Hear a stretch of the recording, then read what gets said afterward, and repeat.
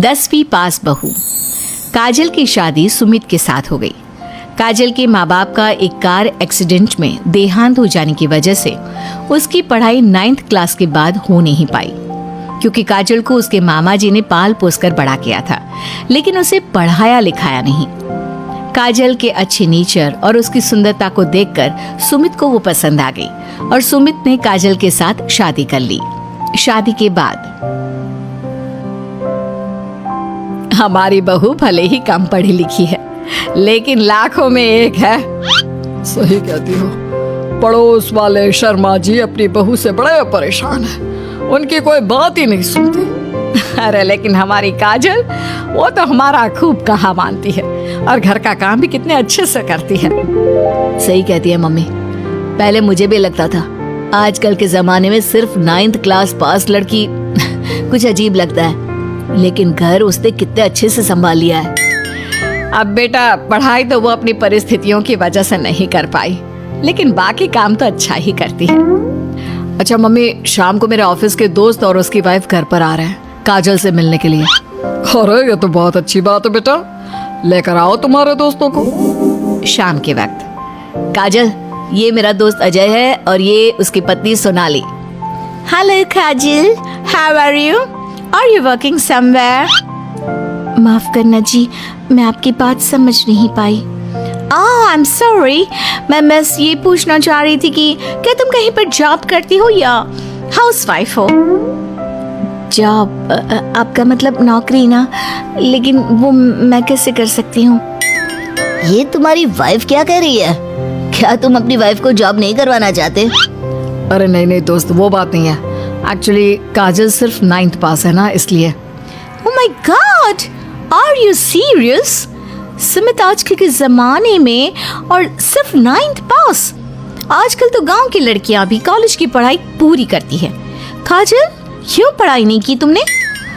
बस मेरे सामने कुछ ऐसी प्रॉब्लम थी जिसकी वजह से मैं पढ़ाई नहीं कर पाई जी। सुमित को अपने दोस्तों के सामने बहुत अजीब लगता है कि सब लोग इतने पढ़े लिखे हैं और उसकी बीवी सिर्फ 9th पास है, लेकिन वो काजल को बहुत पसंद करता था, इसलिए वो काजल से कुछ नहीं कहता। लगता है इनको इनके दोस्त के सामने बहुत अपमान जैसा महसूस हो रहा है। मुझे आगे की पढ़ाई करनी चाहिए, कम से कम 10वीं पास करना तो बहुत ज़रूरी लगता है। अगले दिन, मम्मी जी, मुझे आपसे कुछ ज़रूरी बात करनी थी जी। हाँ हाँ बोलो बेटा, क्या बात है? मम्मी जी, दरअसल मैं ना 10वीं क्लास की पढ़ाई करना चाहती हूँ, 10वीं पास करना चाहती हूँ। लेकिन बेटा, अब घर के इतने सारे काम, जिम्मेदारियों के बीच तुम 10वीं की पढ़ाई कैसे करोगी? पापा जी, मेरा बहुत मन है, प्लीज मना मत करिए ना जी। अरे ठीक है बेटा, जैसे तुम्हारी इच्छा, तुम 10वीं का फॉर्म भर दो। काजल खुश होते हुए वहां से चली जाती है। कुछ दिनों के बाद, मम्मी, क्या आपने सच में खुश होकर काजल को आगे की पढ़ाई करने की परमिशन दे दी? मेरा मतलब है, वो पढ़ाई करेगी तो घर का सारा काम, जिम्मेदारी कौन संभालेगा? अरे देखो बेटा, काजल हमारा इतना ख्याल रखती है, अब उसने हमसे परमिशन मांगी थी तो हम कैसे मना कर देते। और वैसे भी एक बार एग्जाम देने दो, उसका मन रह जाएगा। तुम्हें क्या लगता है, अब शादी के बाद 10वीं की परीक्षा पास करना आसान होता है क्या? अरे कुछ हो या ना हो, पर अगर हम मना कर देते तो उसे बुरा लग जाता ना।